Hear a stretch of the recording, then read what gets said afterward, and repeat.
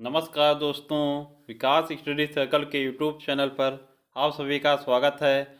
दोस्तों, आज 17 मार्च 2023 से संबंधित जो महत्वपूर्ण करंट अफेयर है उस पर हम लोग चर्चा करेंगे।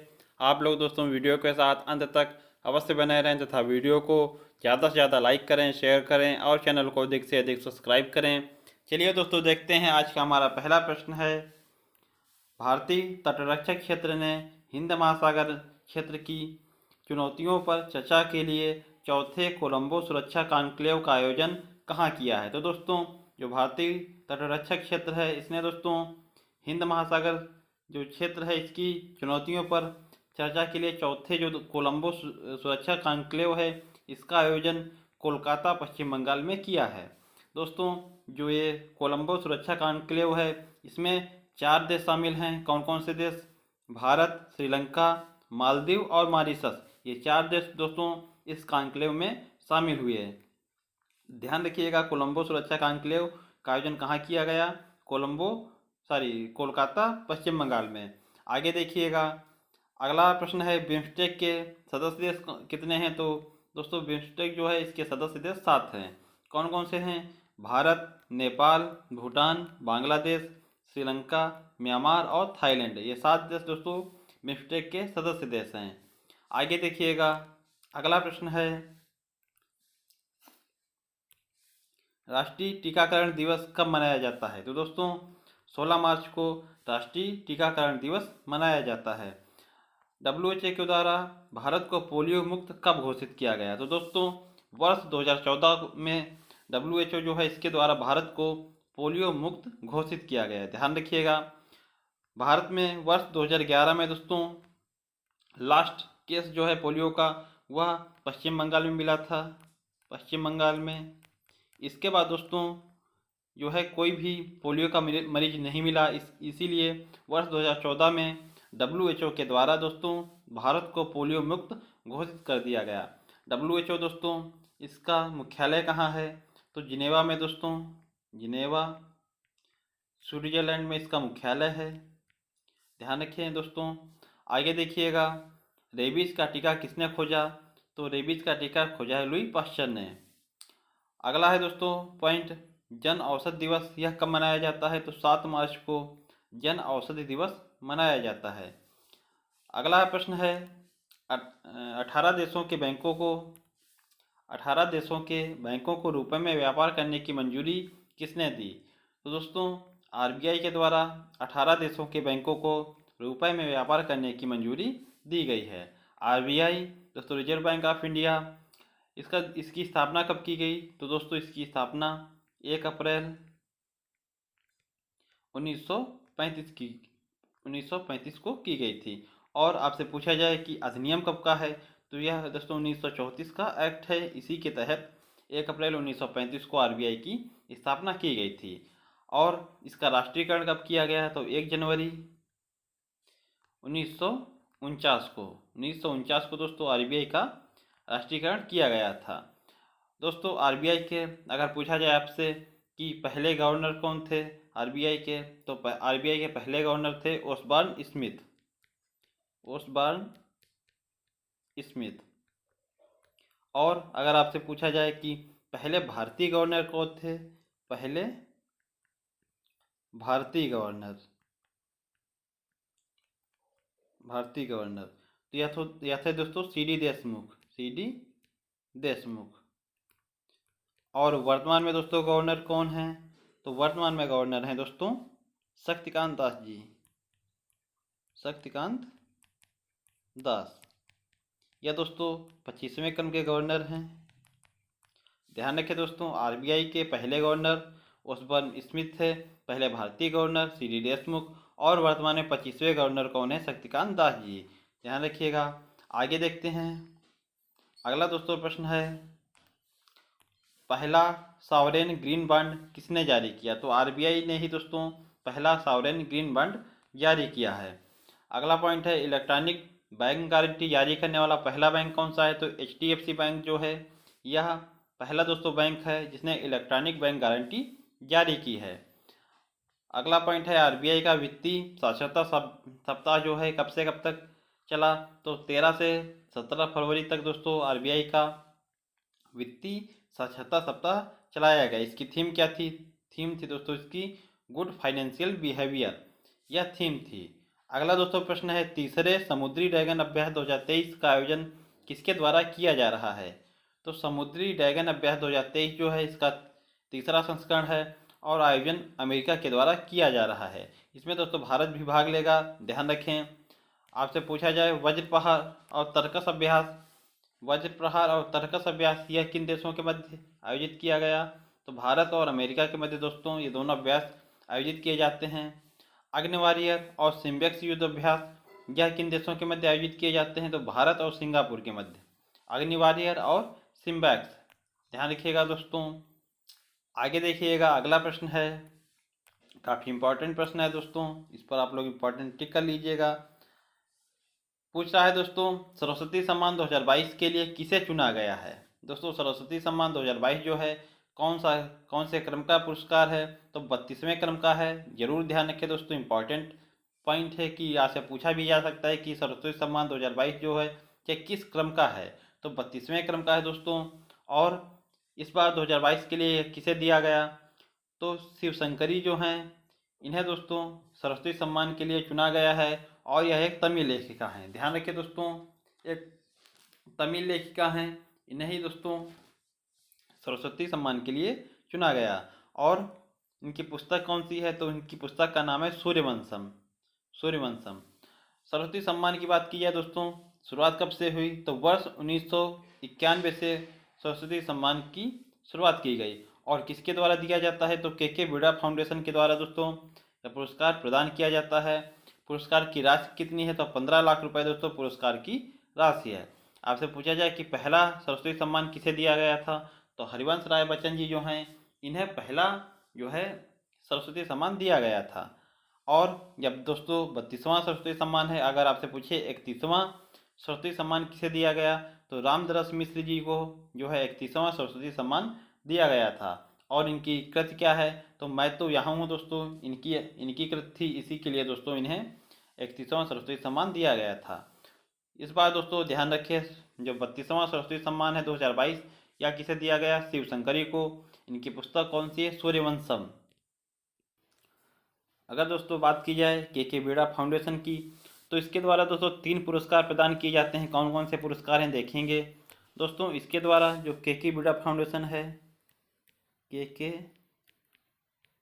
बिड़ला फाउंडेशन, इसके द्वारा दोस्तों 3 पुरस्कार दिए जाते हैं। कौन कौन से पुरस्कार? एक तो दोस्तों ये सरस्वती सम्मान जिसके बारे में अभी हम लोगों ने चर्चा की, सरस्वती सम्मान। दूसरा दोस्तों है व्यास पुरस्कार, व्यास पुरस्कार। और तीसरा दोस्तों बिहारी पुरस्कार, बिहारी पुरस्कार।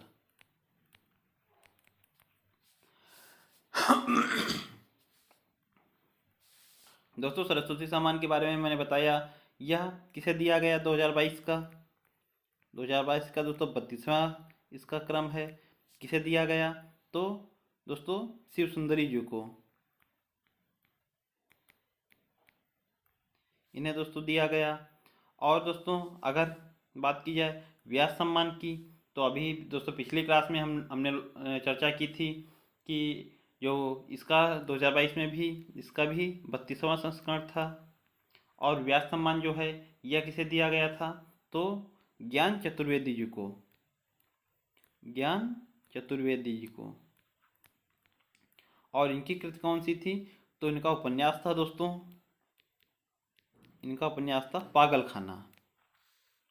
इनका उपन्यास था दोस्तों पागल खाना।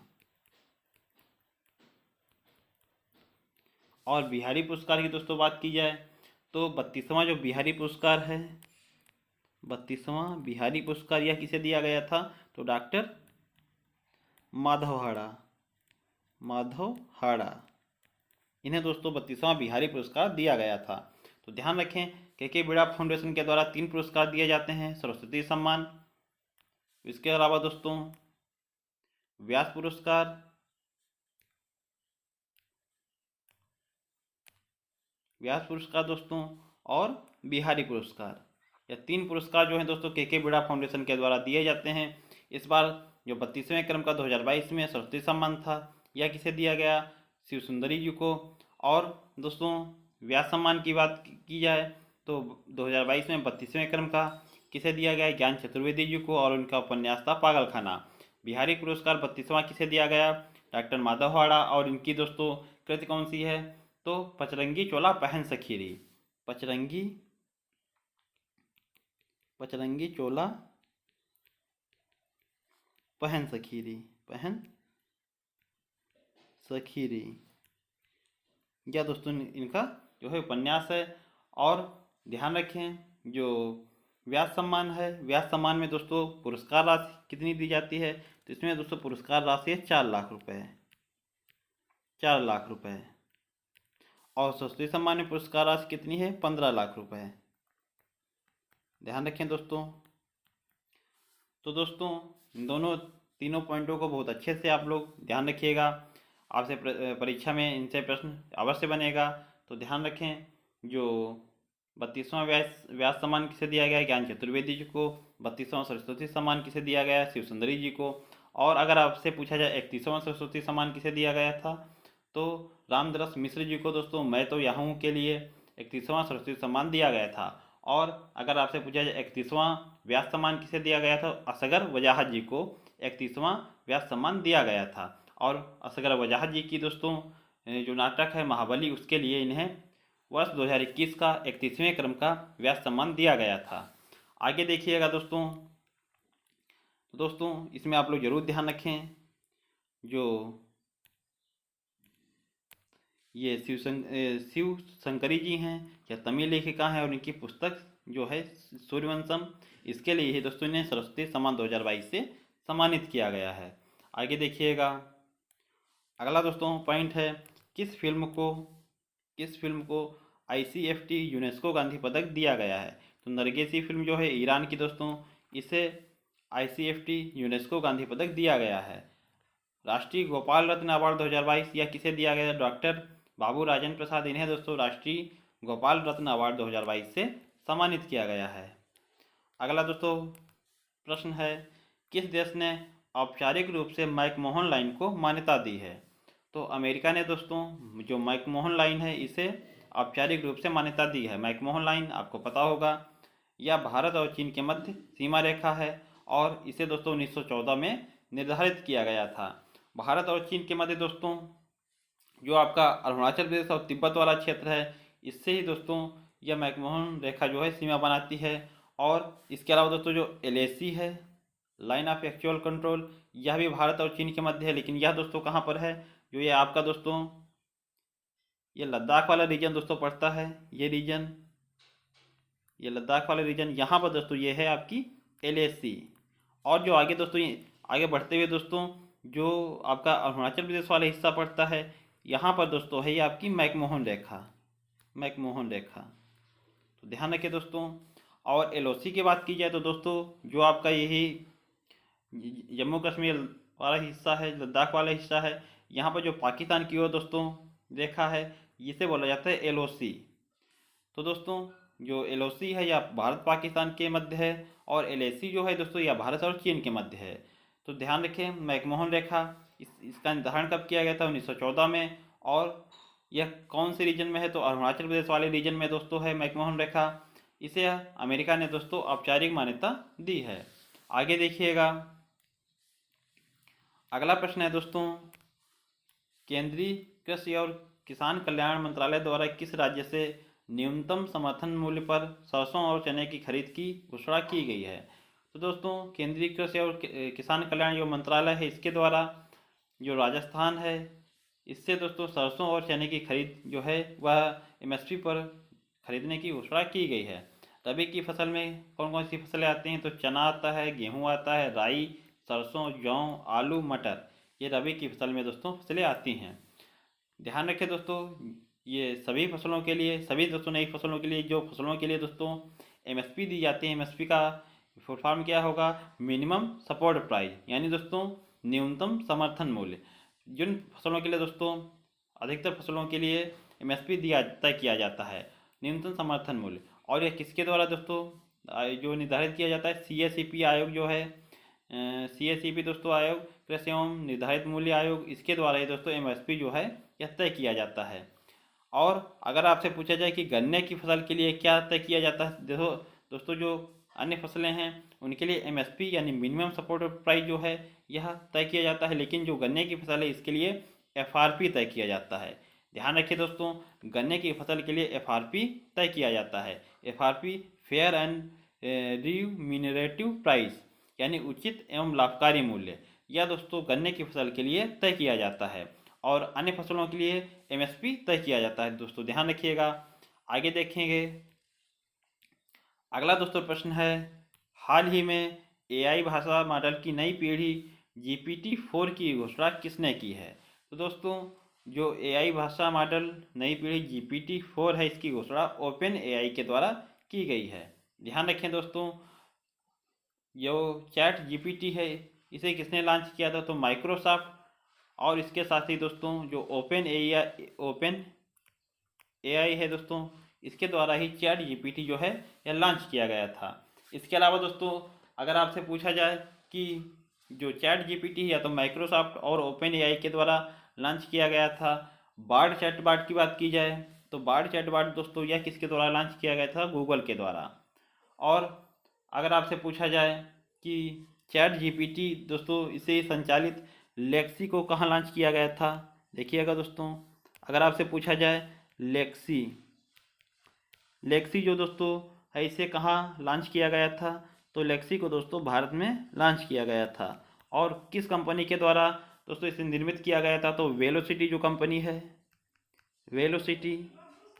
वेलोसिटी कंपनी के द्वारा दोस्तों यह निर्मित किया गया था और इसे दोस्तों लेक्सी को भारत में लॉन्च किया गया था।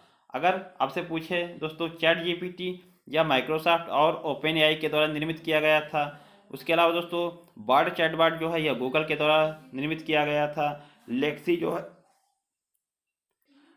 जो है दोस्तों इसे भारत में लॉन्च किया गया था, वेलोसिटी कंपनी के द्वारा निर्मित है। अगर आपसे पूछा जाए एरिनी